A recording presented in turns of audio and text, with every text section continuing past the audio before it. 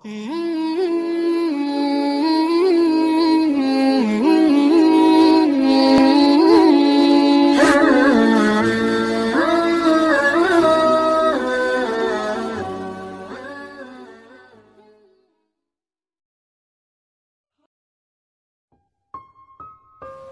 cerita kedua. Orang yang dibela sama Allah namanya Hafsah. Siapa Hafsah? Anaknya Umar. Hafsah itu artinya singa betina. Jadi bapaknya singa jantan, anaknya singa betina, sama-sama luar biasa nih. Hafsah istri Nabi, salah satu di antara istri Nabi yang solehah. Suatu hari, nggak tahu gimana ceritanya, ada masalah antara Nabi dengan Hafsah. Ini nggak dibahas di dalam teks hadis apa masalahnya dan kita nggak usah kepo ya.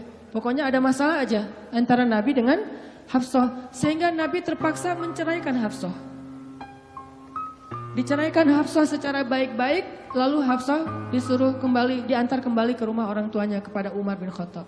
Baru aja Nabi pulang, Allah mengutus Jibril. Jibril datangin Muhammad. Jibril turun mengatakan, ya Rasulullah, wahai Nabi Muhammad, rujuklah Hafsah. Sesungguhnya Hafsah adalah istrimu di dunia dan istrimu di surga. Coba bayangin. Nabi nih yang menceraikan Hafsah. Tapi Allah dan Jibril ngebelain Hafsah. Berarti Allah ngebelain banget nih cewek. Cewek gimana sih kok dibelain banget sama Allah? Begitu suaminya emosi, tiba-tiba gak sengaja ngomongin, ya udah kita jalan sendiri-sendiri aja. Allah yang ngasih pertolongan. Allah yang ngebelain si cewek ini. Sehingga Allah mengutus Jibril, langsung turun Jibril buru-buru kepada Nabi Muhammad sebelum masa iddah Hafsah selesai. Lalu Jibril mengatakan, rujuklah Hafsah, sesungguhnya dia istrimu di dunia dan istrimu di surga. Akhirnya Nabi pun merujuk Hafsah. Apakah Hafsah marah-marah kepada Nabi Muhammad? Enggak. Apakah Hafsah mengutus Umar?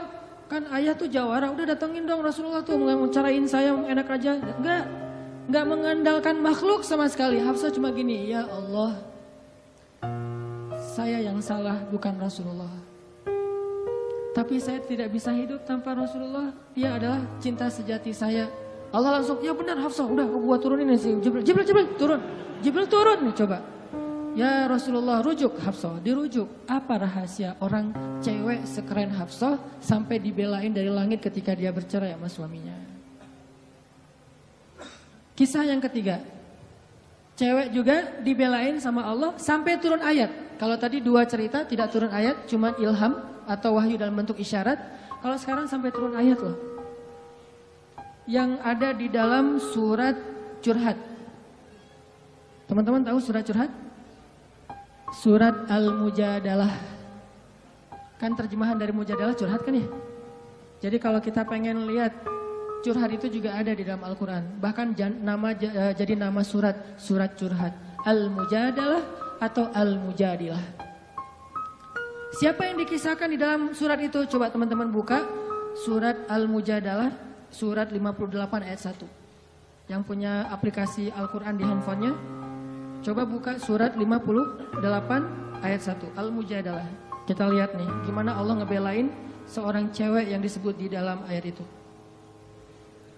Saya bacain ya. A'udzu billahi minasy syaithanir rajim. Yuk bareng-bareng.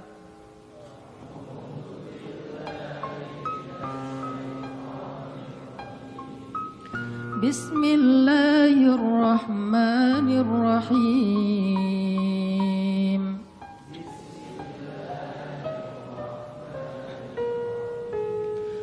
قد سمع الله قول التي تجادلك في زوجها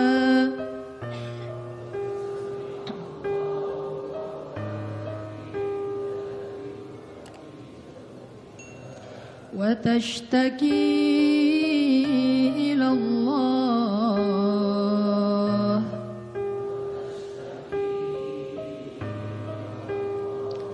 والله يسمع تحاوركما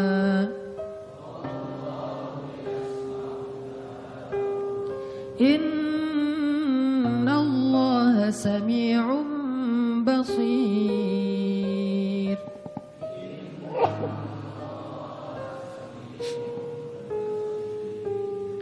Sungguh Allah telah mendengar ucapan seorang perempuan yang meminta nasihatmu tentang suaminya. Dan dia curhat kepada Allah. Dan Allah mendengar percakapan kalian berdua. Sesungguhnya Allah maha mendengar, lagi maha melihat. Siapa cewek ini? Namanya Khawlah bintu Sa'labah. Namanya Khawlah. Catat tuh. Biar kita kalau ngegosip, gosipnya tentang sahabat. Siapa istri Nabi ini gosip ya? Tapi gosip yang benar. Siapa istri Nabi yang pintar masak? Jarang dengar kan? Istri Nabi yang pintar masak namanya Zainab. Ummu Salamah. Istri Nabi yang pintar masak namanya Ummu Salamah. Kalau di zaman kita mah jadi Ummu Salamah Cake, punya brand. Pokoknya kalau Ummu Salamah udah masak, Nabi itu senang banget. Masakan kesukaan Nabi itu dimasakin sama Ummu Salamah. Nah sekarang kita ngebahas cewek lain nih yang dibela sama Allah pas dia lagi ada masalah dengan suaminya, namanya Khawlah bintu Sa'labah. Apa yang terjadi? Khawlah tuh diuji dengan punya suami pemarah. Orangnya tuh gampang bete. Gampang marah-marah. Pokoknya kalau udah jalan sama suaminya, di jalan dia marah-marah aja. Sama supir angkot marah, sama motor marah, marah aja kerjaannya. Dasar nih orang gak bisa nyetir, dasar nih angkot, dasar. Kerjaannya marah-marah. Dan kalau istrinya salah dikit, dimarahin sama suaminya. Sampai suatu saat, saking suaminya ini udah marah dan emosi banget, suaminya pun menzihar Khawlah. Apa menzihar? Menzihar itu menyebutkan istri seolah-olah jadi ibu sehingga dia menjadi haram buat suaminya, kayak ditalak 3 gitu. Kamu buat saya seperti ibu saya, berarti udah nggak bisa lagi jadi suami istri, udah jadi kayak ibu dan anak. Itu tradisi Arab jahiliyah. Nah gara-gara dia dizihar sama suaminya, dia kan bingung. Terus kalau saya udah digituin, apakah saya masih boleh serumah sama suami saya? Masih boleh tidur bareng dengan suami saya? Kan bingung nih. Minta nasihat dan fatwa kepada kiainya. Waktu itu adalah Rasulullah SAW. Datang nih Khawlah ke Nabi dalam wajah yang sedih. Baru dizihar, ditalak 3 sama suaminya. Dia datang, ya Rasulullah, apa hukum seorang suami yang mengatakan kepada istrinya, engkau bagiku seperti punggung ibuku? Artinya udah gak halal lagi. Nabi mengatakan, kalau gitu engkau wahai Khawlah sudah cerai dengan suamimu. Udah gak bisa lagi bareng. Bersabar wahai Khawlah. Akhirnya Khawlah pun pulang dalam keadaan sedih. Dia curhat kepada Allah, ya Allah, memang suami saya itu banyak salahnya. Memang suami saya itu pemarah. Tetapi dialah cinta pertama saya. Coba, ketulusan cinta cewek. Dialah cinta pertama saya. Dan dia gimana bisa hidup? Siapa yang akan ngerawat dia? Kalau dia menceraikan saya, selama ini yang ngerawat dia cuma saya. Ya Allah, bagaimana ini? Watashtaki ilallah. Minta nasihat kepada manusia, tapi curhat kepada Allah. Itu ayatnya tuh. Tujadiluka watashtaki ilallah. Dia minta fatwanya kepada kamu Muhammad, tapi curhatnya kepada Allah. Jangan terlalu sering curhat kepada manusia. Bahaya. Apalagi dua-duanya masih jomblo. Kita curhat ke teman kita, gue lagi kencengin cewek nih. Kayaknya soleha banget, hafal juz 30. Oh gitu? Ya. Anak mana? Ya sekampus sama kita, namanya si Fulan dan seterusnya, disebutin identitasnya, CV-nya udah lengkap. Ternyata dia duluan yang maju. Ditikung di tengah jalan, kan itu berat banget ya. Gara-gara apa? Kok dia tahu tentang cewek itu? Gara-gara curhat kita. Allah tidak pernah menikung hambanya. Hamba sesama hamba saling menikung. Muncullah adegan nanti datang di acara wedding mantan. Udah gitu nyanyi kayak gitu yang baper-baperan gitu ya. Nangis berjamaah. Ini karena sering curhat kepada manusia. Manusia juga kadang-kadang nyebelin. Kita curhatnya sedikit, baru opening, dia udah bales curhat lebih banyak lagi. Gua habis diputusin, caranya nggak enak lagi tuh. Gimana nggak enak? Dia cuma ngomong gini, kita jadi adik kakak aja ya. Kan berat banget buat gua. Oh gitu, lu masih mending, gua lebih parah dari itu. Cerita dia tuh, akhirnya dia yang curhat sama kita. Itu ke manusia. Kalau ke Allah nggak gitu. Allah maha sami'un, maha mendengar. Arti sami'un itu nggak pernah lelah mendengar. Itu arti sami. Nggak pernah lelah mendengar. Kita curhat semalam suntuk juga, Allah tetap sayang sama kita. udah ya kelamaan curhat kamu, yang lain hamba-hambaku masih banyak tuh. Gak ada kayak gitu. Makin kita lama curhat sama Allah, makin Allah sayang sama kita. Makin kita lama curhat kepada manusia, makin dia sebel sama kita. Bayangin kita telepon teman kita, baru juga 10 menit, maaf ya udah lowbat.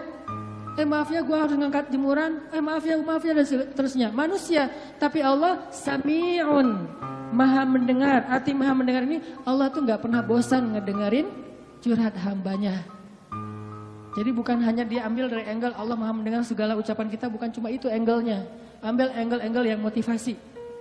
Ternyata Allah itu gak pernah bosan, gak pernah capek ngedengerin curhat kita. Jadi kalau kita pengen curhat yang panjang, yang gak akan pernah dicuekin. Kadang-kadang kita curhat lewat telepon ke teman kita, di loudspeaker dia ngapain gitu ya.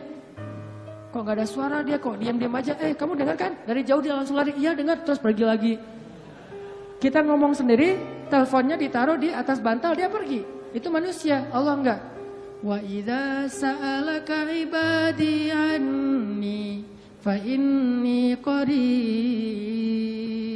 Kalau kita tanya ke Allah pengen curhat, Allah bukan menjauh. Apa-apa, sini, dekat. Allah malah mendekat pada kita. Apa?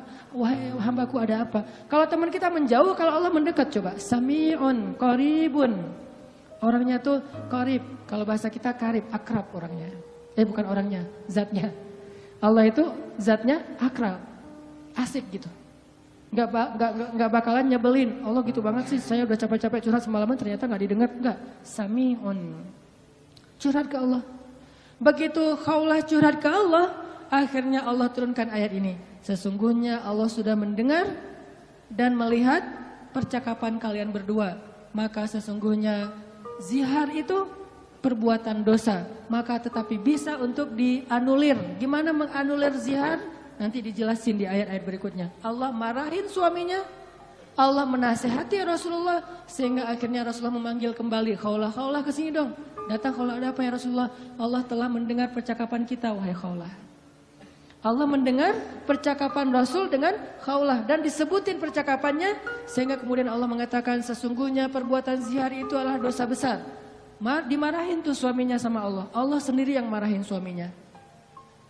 Gimana kok ada cewek yang dibela banget sama Allah sampai suaminya dimarahin Allah ketika menyakiti dia. Ini seseorang yang luar biasa, sesuatu banget nih. Bisa nggak kita jadi cewek-cewek yang seperti Khawlah di zaman now? Ya. Bisa nggak tuh? Dibelain sama Allah. Begitu kita ada masalah sama teman kita, dia menghina kita, mencela kita, Allah yang ngebelain kita.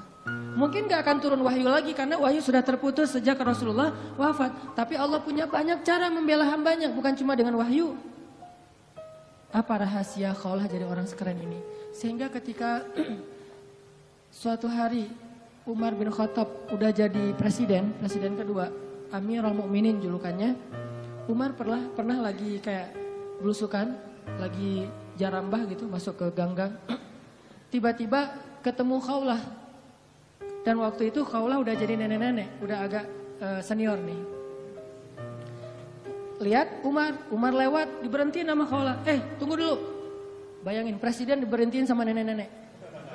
Ini presiden luar biasa ya. Mobilnya dengan segala pas pampresnya diberhentiin sama dan pakai pas pampres karena banyak yang pengen bunuh Umar kan. Akhirnya terpaksa pakai pengawal. Diberhentiin sama Khawlah. Tunggu dulu, berhenti. Umar turun dari ontanya. Kemudian Khawlah mengatakan, "Ya Umar." Coba digini-giniin sama Khawlah. Nenek-nenek giniin presiden. Ya Umar, dulu itu kamu itu cuma anak kecil ingusan yang kami panggil Umair. Umar itu artinya Umar kecil. Kayak Sam jadi Semi, anak kecil jadi. Umar jadi Umair, pakai Y. Mungkin orang barat juga nyontohnya dari bahasa Arab. Pakai Y jadi kecil. Ataki, kalau jadi Y, Ataki kecil. Umar, Umair.